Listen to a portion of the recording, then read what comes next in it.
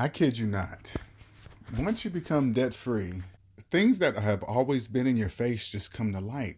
When I was in debt, these things I just didn't see, I just thought it was normal. You just get into this program that you're conditioned for. It's just crazy, and the majority of people around you are in debt. So those are really the only people you learn from. It really doesn't even matter how much money they make. If they're in debt, they're in debt. Once I became debt free and then I quit my job and stopped working, it really took me a whole year to really get the sense of freedom from not having to be tied to a 40-hour work week job, just this hectic emails, texting, and different problems. Just a whole year of just nothing, just anything I wanted to do, right? Now I'm about 3 or 4 years, almost five probably in right now of being debt free. And the freedom is just, it's unexplainable. I can't really explain it. It's totally unlike I ever thought it was going to be. I just didn't, you get this picture of it on TV and people around you, but you don't really know who to trust when it's come to type of freedom. But the type of freedom I have is I don't owe anybody on earth. I'm not rich.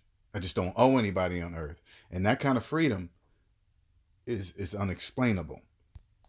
I was thinking about the standard 2 week vacation, right? That pretty much all jobs give, between 1 and 3 to 4 weeks, right? And people just kind of, people really brag on how much vacation time they get from a job, right? And I did the same. I'm not talking about anybody. Anything I say, I want you to understand that I did the same thing when I was caught up in the debt matrix.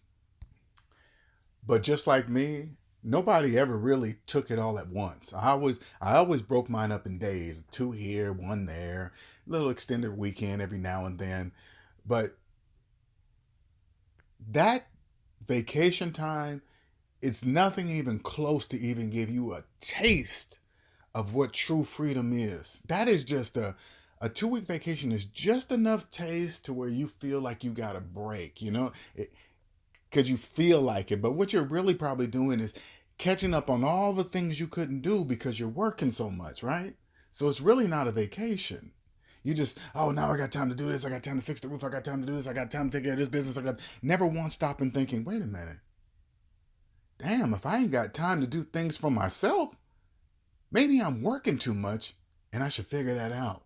You know what I'm saying? I don't know why I didn't think of that. I don't know.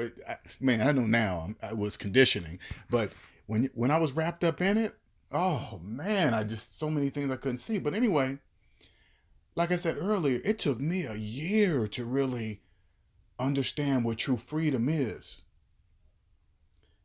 Vacation time, businesses know that it's just enough just to give you a little dibble dabble, and it's really not anything. If I say it take at least a minimum of a year, 2, 4 weeks, and that's only for the people that actually take it all at once. Nobody ever hardly does that, because you know what the average person does? They go on vacation, they're still doing work, and the longer they think about going on vacation, they think about how much work is going to be there when they get back. It is just the most idiotic, unhealthy thing to ever do to yourself. It's like, I wish somebody would have said, hey, Linnell, you need to stop doing that, because could you just walk into your job and say, hey, you guys, I'm taking my vacation today. See you later. You can do that. They would fire you, right? They'd be like, hey, that's against the policy. You can't do that, right? That's what they would say. You get rolled up or get fired. The very purpose of scheduling your vacation is so they can put a person in your place while you're on vacation. So they can do all the work while you're gone. So when you get back, you just pick up where the person filled in. You pick up where they left off. That's it. That's the very purpose of it. If you got back to work and the work was piled up, you go to your manager, you go to your boss and say, hey, why is that work piled up? That doesn't make any sense. Why is it piled up? Then you feel, we scheduled my vacation. You put in a person to take care of this work. Why is it piled up? They have to answer you. If not, you just go, oh, okay, well, I'll just pick up right there. Hey, things are behind. Yeah, I know. What you talking about? Why? You're not going to rush me. We already knew what's behind. That's why I scheduled my vacation. I know people don't talk like that. You know why they don't? Because they're in debt. They don't want to upset the boss. They don't want to get fired. They don't want to, so they take the abuse. That is abuse. You can't, that's business. It's business abuse. It's not personal. If they try to do that, you just say, no, you can't do that. No, you're not going to rush me to catch up with something I scheduled because I was on vacation. This is supposed to be taken care of. So you're not going to rush me. You want me to do it, I'll do it, but it's going to be regular pace and everything's going to still be behind until I catch up at the hours I signed up for. Nothing outside the hours that I'm not getting paid for. I don't work for free. 5 o'clock come, I'm shutting down. See you later. If you ever want to be free, contact me at daddyatmydaddy.com. We can schedule an appointment, free 15-minute appointment, and I'll create a plan for you. You might not like the plan. I'm pretty sure you won't. Those are feelings. All I want you to do is focus on the math. If the math makes sense, if the math is correct, keep going with it. No matter how you feel about it, keep looking at the math. Double check the math.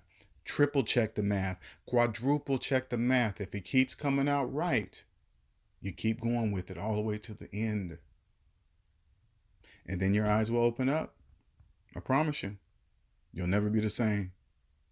And you pass it down to generations. You will. I promise you. You'll never go back.